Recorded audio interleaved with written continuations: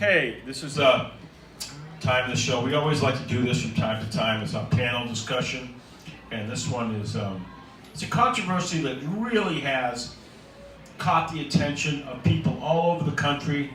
People have a lot of thoughts and feelings on it, and let's start with just the raw emotions of it. To me, when I first heard about it, I read about it. Jesse Smollett, actor, says he was attacked, and what I read about it was supposedly 3 o'clock in the morning or very early in the morning in Chicago. It was minus 5 degrees or wherever it was, and just the whole story seemed contrived. Then as more details came in, it was these two guys who had worked with him on the show. Right. They were involved with it, and then it seemed like there was going to be a trial, and then he might be convicted for making this whole thing up. And then to everybody's amazement, the charges are dropped. And Rahm Emanuel from Chicago was furious. The police chief was furious. People all over the country are furious. And it's just bizarro story. Rocco, what's your thoughts on the whole Jesse Smollett controversy, which has been in the public domain for several months? It's sort of ground zero for the kind of story you don't want to have during a time like this. This being a time where so many people are coming forward about situations that's happened to them, not only racially but also dealing with their sexual orientation. So to have this come out, the timing of it couldn't be worse, because there are people out there that will definitely feel if Jesse Smollett's allegations ultimately are bogus, I think you get a feeling that it will just take this one big figure, and Smollett is a public figure. I mean, he's not the biggest person out there, but he is a public figure, and he's become very big off of this particular incident. So the fact that to have that happen is going to hurt every community that he's tied to, whether it's the black community, the gay community. I think to have this happen is just, especially if the allegations are indeed bogus, it's just, it will hurt tremendously a lot of people, especially since, we're in a climate right now where, you have the Me Too movement, and there's a lot of emphasis being put on, having all survivors of horrible things happening to them be believed. It's just going to create a lot of doubt in people's minds about, why people do normally in the past have had a lot of pause over this kind of thing, and why, we have to, people have a healthy skepticism regardless of how egregious the story may have been, of whatever they've gotten through, whether it's a rape or whatever, there's been like a hate crime or anything like that. So I think, like I said, the timing of this could not be worse, especially if this is indeed bogus, as many have said. Richard, I'll put it to you. Why do you think suddenly the charges were dropped against Jesse Smollett? The internet's been buzzing about it. Supposedly, an aide of Obama was seen with Smollett. There was talk. She's very friendly with Smollett and may have pressured the DA to make this deal. We'll never know if that's true or not, but there's a lot of rumors out there. Yeah. But personally, I believe it's the fact that it's a high-profile case. Smollett's an actor. He's wealthy, and it's a tale of two. It's a tale of two classes. You have the upper class and the lower class, and the upper class, sadly, 9 out of 10 times seems to get away with these kind of things. And it's the lower class that unfortunately go through the system, prosecuted to the full extent of the law. It sends a message that money can buy you the justice you want. That's the message that this has sent. That's the message that I've interpreted personally, that money can buy you an acquittal. And it's a very sad message, because our founding fathers, I believe, when they drafted the Constitution, never visualized that money and power would enable someone who is guilty of a crime to get away with that crime. And it's very sad. It's a sad day for America. Unfortunately, the more money you have, the more privilege you have, and the more apprehensive DAs and prosecutors are to take that power on. And it's sad. It's very sad, because as an American, I don't believe that anyone, regardless of who you are, what background you come from, what race you are, has the right to buy themselves the justice verdict they want. I don't believe that.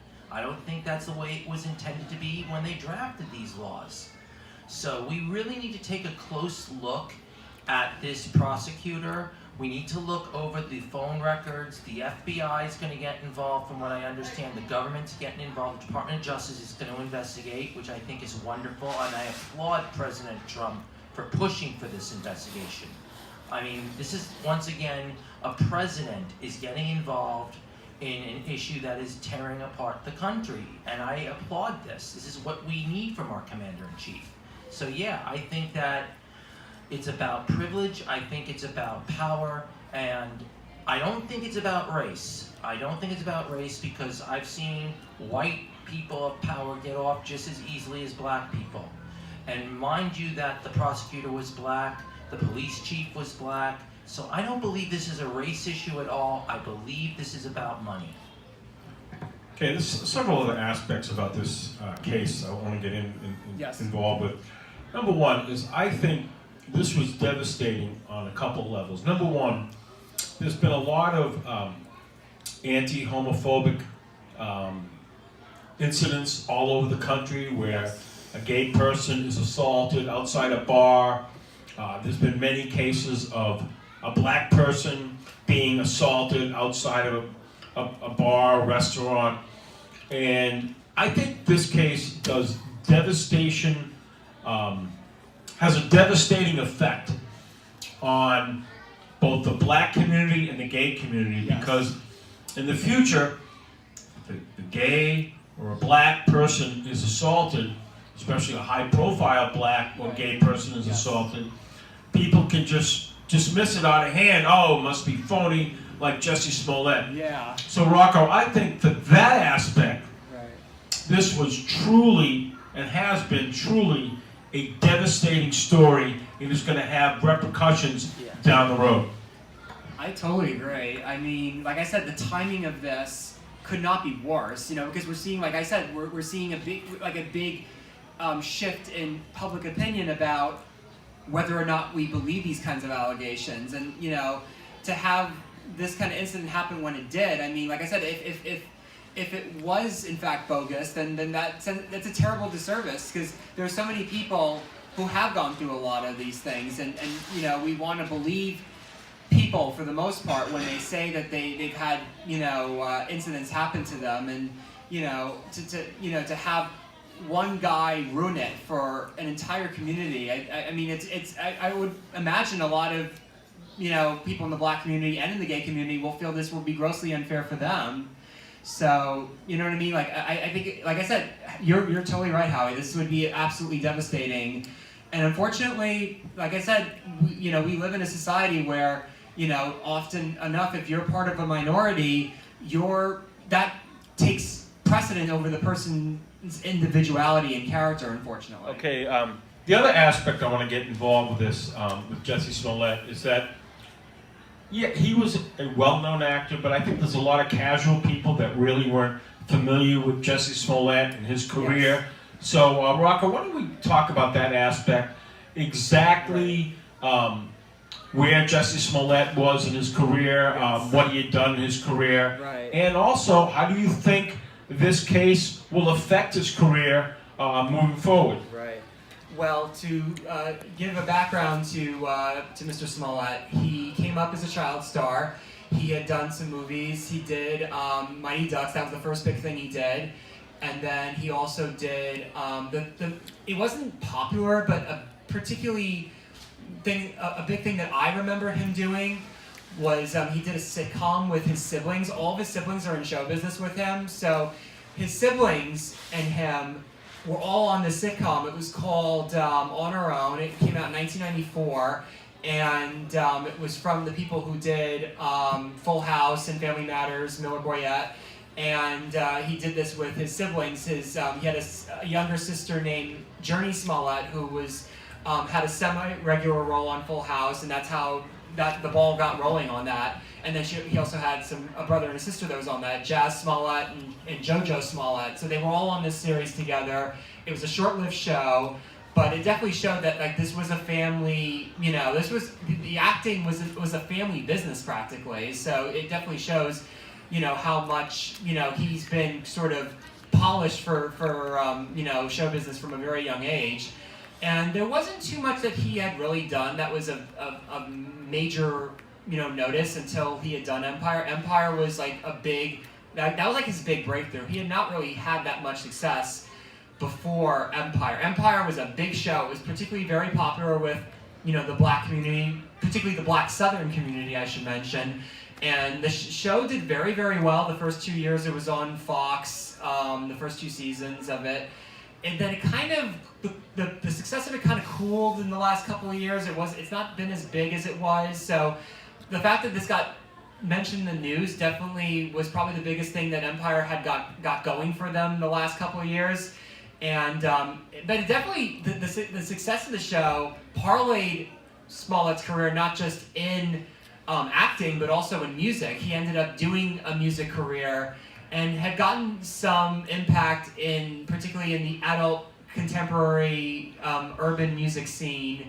So it definitely did a lot for his career, more than it ever did. Like he really reached the peak of his success with it. So as far as what's going to happen to him after this happens and all that, it's the Empire wasn't doing that well at the time when this whole thing broke. And I would imagine that this would have given Empire like the biggest headlines it had gotten in quite a couple of years. But now that they're having to absorb this whole controversy, it does not do well for the show because they had already dropped him from the show right before the end of the season, and the fact that he was a particularly noteworthy character on this show, it's really going to affect where the show's going to go down the road. I mean, they could end up. A lot of it depends on how well the show's doing in terms of the viewership. I mean, since the viewership was already kind of falling anyway, it's going to be a very, very clouded future for this show. I mean, we don't know if the show's going to come back next year because, they may feel that the show's not worth, continuing, because there's a lot of upheaval going on right now with Fox because they just finished, merging with Disney. So there's a lot of changes going on with Fox, in general. So I think, like I said, it was a very iffy time already for Empire, but I think that with this whole thing happening and the way what ended having come out of this, it's just not going to look good for Empire in general, and it's not going to look really that good for Smollett's career because, God forbid, even if he was innocent of everything and he, if what he said was the truth, the public opinion on this is definitely going to do a lot of damage on him, regardless of whether he was innocent of the charges or not. So, Mayor Minch, what was your gut reaction when you heard all charges dropped against Jussie Smollett? What hit you? What was your first initial reaction when you heard charges completely dropped against Jussie Smollett? Personally, I thought it was it's a disgrace. Like Rich said, money buys you everything in this country. We're a very capitalist country, and the more money you have, the more powerful you are. I mean, to me personally, it really disgusts me. Why would you go on and make misaccusations and false charges when things when it's not true? Because this could affect the people who actually were raped, who were abused. Yes. And this is not there's one, how he did the Me Too movement. Yes. There's another organization which I watched Law and Order SVU. I want to give a lot of credit to Mariska Hargitay with the Joyful Heart Foundation, which promotes people that are victims with the situations with rape, domestic violence, sexual assault. My heart goes out to her. She's like a goddess with this organization. Right. Like I said, it basically makes the real victims feel like they're lying. Yeah. It's not good. It's not good for the real victims that actually are getting raped. And as of right now, when we're speaking, there are I don't want to say if it's too colorful, but as of right now, there's someone around the world getting raped or sexually mistreated. As we speak, even when this show goes on, there's things that we can do to stop it, and there's things we can't do to stop it. Yeah. Like if you watch, like I started getting into this topic after becoming a Law and Order Special Victims Unit fan. I've been watching it for the 21st seasons with Elliot Stabler, Mike Tutuola, Olivia Benson, and when I saw this case, that with the Smollett case, it really like put bad taste into my mouth, because how would he should be thinking? How would the real victims feel? What he's doing is very deplorable, and it's very disgusting. Like, I'm taking it personally. I've never been raped or mistreated, but I'm taking it personally because I know people that have been in this situation. It really drives me right to home, because like some of my friends have been through this, and it's not right for a big profile just to go out and just to make extra money from victims like this. This is my opinion, Howie. Okay, thank you for sharing it. You know, one thing that I think really just irritates people is, you know, there was videotape of these two guys who were on the show with Jussie Smollett buying things to assault him like a day or two before. And these two guys, bodybuilders who were on the show with Jussie, their whole their involvement in this has, you know, irritated people no end. And let's talk about the angle of these two brothers and their whole involvement in this case really enraging the masses. Oh, definitely, because, you know, the way that people had initially gotten into the story, people thought that, oh, these guys were, these homophobic and racist people that were, you know, targeting Smollett.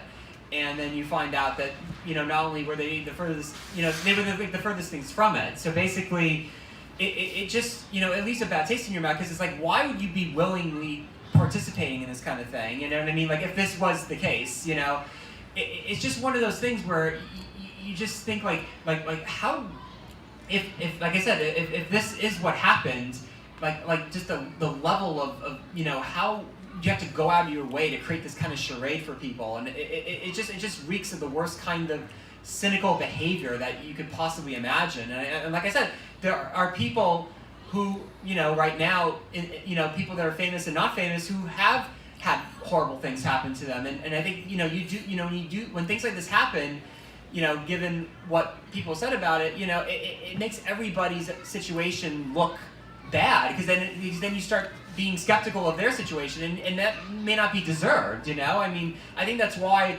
you can't, it can't be stressed enough how much, you know, this is not something to play around with. This is, you know, when you have these kinds of cases, whether it's hate crimes or sexual assault or what have you, you know, these are the most heinous things that can be done to you, and the fact that you play around with that for some sort of, you know, financial gain or some sort of public gain is just something just reprehensible about that. And I think that's why, you know, you can't take this kind of stuff lightly, because it's hard to prove a lot of this, like especially sexual assault is very hard to prove in a court of law. That's why we've had a hard time, you know, you get convictions out of it, because, you know, it's a very intimate crime. There's always usually two people, you know, the perpetrator and the one that it's being done to, and there's often no witnesses. And even in a situation like this, a lot of the time when these kinds of things happen, there's usually, you know, especially if it's, you know, in the middle of the night and nobody you know, there's not a lot of witnesses, and you know, it's just one of those situations where, you know, like I said, it just reeks of the worst kinds of cynicism. And the fact that, like, you not only have one guy who's allegedly concocting it, it's being done to, but the people that are doing it, it's it just like, why would you participate in something like that? That's my 2 cents. It adds insult to injury. Exactly. It kind of reminds me so much of the Duke lacrosse incident years ago, where this woman at a party claimed she was sexually assaulted by members of the Duke lacrosse team. And I remember the prosecutor in the case, without interviewing any of the Duke lacrosse players, called them thugs and bullies and all this stuff. Yes. And eventually the whole thing turned out to be a hoax. Her story was totally garbage. Right. And what happened is the prosecutor in the case ended up resigning, losing his job, Yes. losing his reputation, Right. and the Duke players were exonerated, but the season was canceled, Right. the coach was fired, these kids had to, hire lawyers and all that stuff, defending, their reputation. Yeah. It was a horrible thing. Yeah. And this is kind of a very similar case, and believe me, this story is far from over. Right. Because people are just enraged about this. Yes. And people, what people want? They want justice to be done, and they feel that justice was far from being done in this case. Mayor? Yeah, like I was watching an episode of like Law and Order SVU when they came out. There was one episode where like a character was false, like he lied about it. Right. And decided, and Detective Benson, she was Detective Benson at the time, and she says like, so what, you made this whole thing up? Basically, you can't make things up like this. You can't. I mean, first of all, if you make it up, that's called defamation of character. Right. Meaning you can be perjurized, you can be in jail. I mean, it's worse to lie about it, but it actually makes you feel, it's like a double-edged sword. Basically, what you're doing is not right to the other person. First of all, when people say, "Oh, I've been raped," a lot of people can say that, but like, I want to ask you something. Have you ever got the rape kit, right? Because usually, what a rape kit does, it provides some, not all the evidence, but it provides some concrete evidence if you were raped or it's nothing. I mean, people can say, well, they're having, I don't want to make this too colorful, the SDX word. I'm not going to say that because this is a family-oriented show. Right.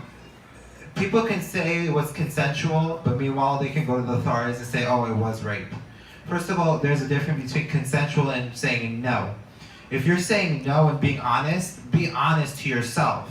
Don't go off like Smollett and destroy the image of the two extras in the show. Right. I mean, I used to be an extra in TV shows and movies. Like, for a main actor to put the blame on two extras on the show, I mean, that, for me, it's like, what should I be watching out? What should all the extras be watching out when they do the shows? Like, oh, when we go on the shows, are we going to be accused? Are we going to be accused a couple months later? Because I've been on Law and Order, I've been on Royal Pains, I've been on other TV shows, and I've been on Captain America. Like, you have to understand, you're messing with people's livelihood once you're putting this on, because you do not want an image to say, oh, I've been accused. Let's say I did it to Samuel Jackson. Let's say if I did it, I would, be accused, but like, don't accuse person that's innocent. Because it's in court, right? It says innocent to proven guilty. Yes. But technically, it's innocent to proven innocent for these two extras, and my heart goes out to them because their image is destroyed. All I want to say in this panel is like, if you are raped or sexually assaulted or domestic violence, be honest with it. Because you are going to have police question you and question you and question you. Are you willing to take the questions and the scrutiny from them? Yeah. No, you're not. Be honest, because right now there's someone being hurt right now, and there's nothing we can do about it but just show a prayer. Show like we can console them, that we're there for them. Don't make this out to be like, oh, he did, she did, and ultimately it's a waste of our tax-paying money when you're taking them to court. Okay, we're going to wrap this up, but Yes. I want to thank Richard Kaplan, Mayor Minch, Rocco Pasafumi Thank you. for Thank you. their contributions. And my final comment is, this is really a tragic story that's gone from bad to worse. Oh, totally. It was bad that Jesse Smollett went on national TV with Robin Roberts, clearly lied and made up the whole thing. Right. And then it got much worse. As much as people were enraged about the whole thing when it started to come out that he made up the whole thing, it got much worse when the DA dropped all the charges. So, it's a horrible story, Right. and believe me, it's not done yet. We have not heard the end of the Jesse Smollett story. Thank you.